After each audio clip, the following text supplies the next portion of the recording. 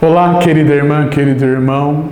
Continuamos no nosso Tríduo Pascal, a celebração do mistério da paixão, morte e ressurreição do Senhor, aqui no nosso programa Diocese de Itapeva em Oração. Começamos o Tríduo Pascal com a missa da ceia do Senhor, depois a celebração da cruz, e hoje vamos falar sobre a Vigília Pascal na Noite Santa.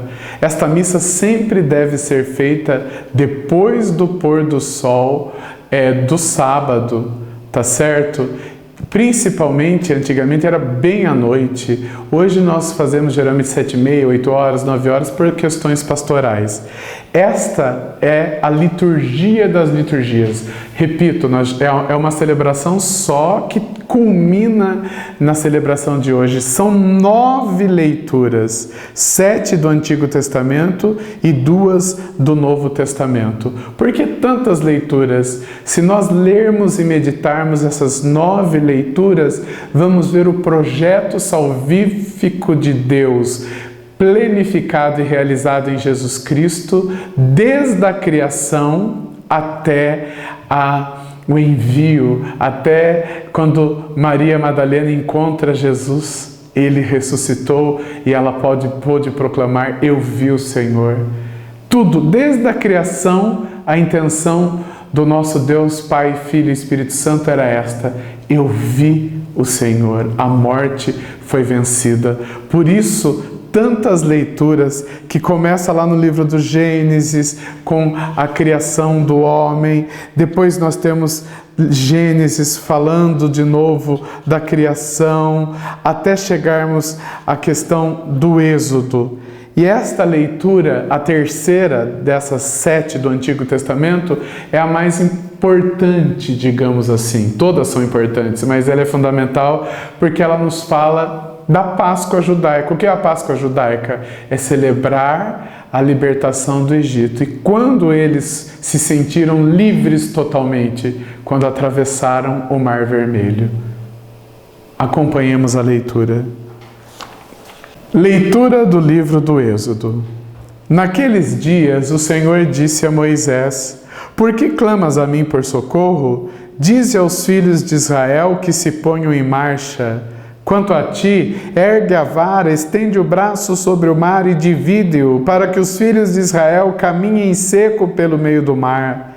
De minha parte, endurecerei o coração dos egípcios, para que sigam atrás deles, e eu seja glorificado às custas do faraó e de todo o seu exército, dos seus carros e cavaleiros. E os egípcios saberão que eu sou o Senhor, quando eu for glorificado às custas do faraó, dos seus carros e cavaleiros.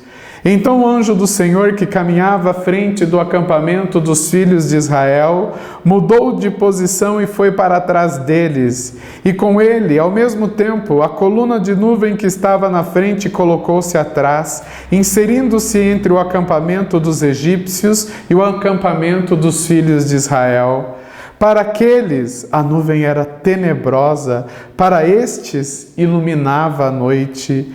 Assim, durante a noite inteira, uns não puderam aproximar-se dos outros. Moisés estendeu a mão sobre o mar, e durante toda a noite o Senhor fez soprar sobre o mar um vento leste muito forte, e as águas se dividiram. Então os filhos de Israel entraram pelo meio do mar a pé enxuto, enquanto as águas formavam como que uma muralha à direita e à esquerda.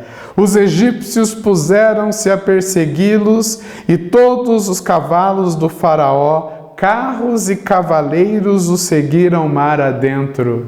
Ora, de madrugada o Senhor lançou um olhar desde a coluna de fogo e da nuvem sobre as tropas egípcias e as pôs em pânico. Bloqueou as rodas dos seus carros, de modo que só muito custo podiam avançar. Disseram então os egípcios: fujamos de Israel, pois o Senhor combate a favor deles contra nós. O Senhor disse a Moisés: estende a mão sobre o mar para que as águas se voltem contra os egípcios, seus carros e cavaleiros. Moisés estendeu a mão sobre o mar, e ao romper da manhã, o mar voltou ao seu leito normal, enquanto os egípcios em fuga corriam ao encontro das águas, e o Senhor os mergulhou no meio das ondas. As águas voltaram e cobriram carros, cavaleiros e todo o exército do faraó, que tinha entrado no mar em perseguição a Israel. Não escapou um só.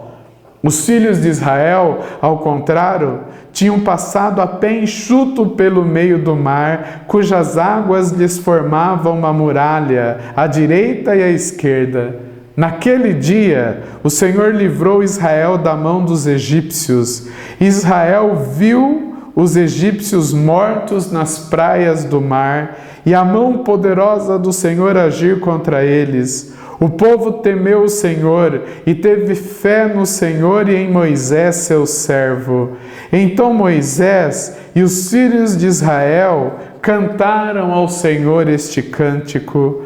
Ao Senhor quero cantar, pois fez brilhar a sua glória. Precipitou no mar vermelho o cavalo e o cavaleiro. O Senhor é minha força, é a razão do meu cantar, pois Ele foi neste dia para mim libertação. Ele é meu Deus, eu o louvarei, eu o honrarei. Vosso povo levareis e o plantareis em vosso monte, no lugar que preparastes para a vossa habitação. No santuário construído pelas vossas próprias mãos, o Senhor há de reinar pelos séculos. Palavra do Senhor. Graças a Deus. Esta grande narrativa da passagem do Mar Vermelho deve nos lembrar esta palavra, passagem, Petsah, Páscoa. A palavra Páscoa significa passagem. A Páscoa judaica é a passagem, é esta passagem que acabamos de ouvir, toda esta narrativa. Muitos dizem que é apenas uma alegoria, que não foi bem desse jeito, porque o Mar Vermelho não é um mar, etc.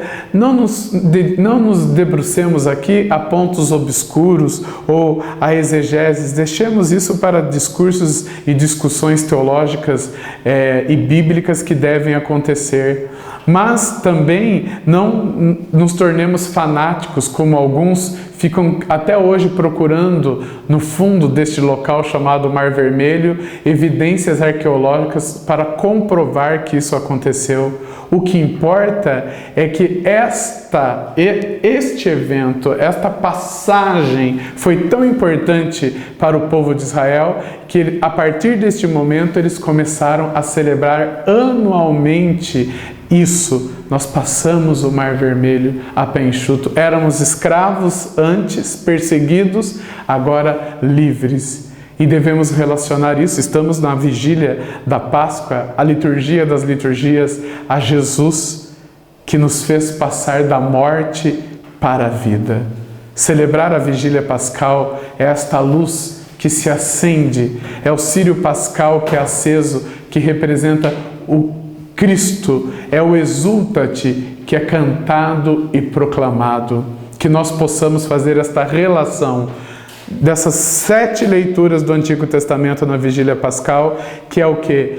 Toda esta passagem de Deus caminhando com o povo, de uma escravidão para a liberdade, mas agora em Cristo uma passagem eterna, da morte para a vida. É por isso que nós temos que proclamar, como viremos no Evangelho de hoje. Jesus nos fala.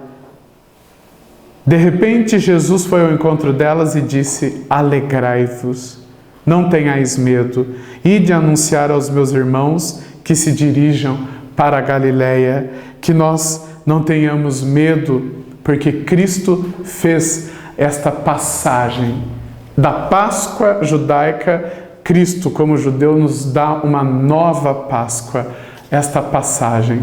Eu indico, querida irmã, querido irmão, se ainda estivermos em quarentena, que você que não está no grupo de risco e pode dar uma saidinha, vá na sua paróquia e peça para o padre o folheto, para que você leia as leituras, Peça os folhetos, porque senão vamos perder os folhetos nas nossas paróquias, em todas as dioceses por aí. Então, se estivermos em quarentena, evitando celebrações públicas, aglomerações, então busque o folheto, leiam as 9 leituras, as do Antigo, as do Novo Testamento, o Evangelho, e entendamos que uma luz brilhou para nós. O círio pascal aceso neste dia, que fica aceso durante todo o tempo pascal e é aceso em toda a celebração do batismo, em qualquer lugar, significa o quê? A passagem da morte para a vida, das trevas para a luz. Aleluia! Cristo ressuscitou. Aleluia!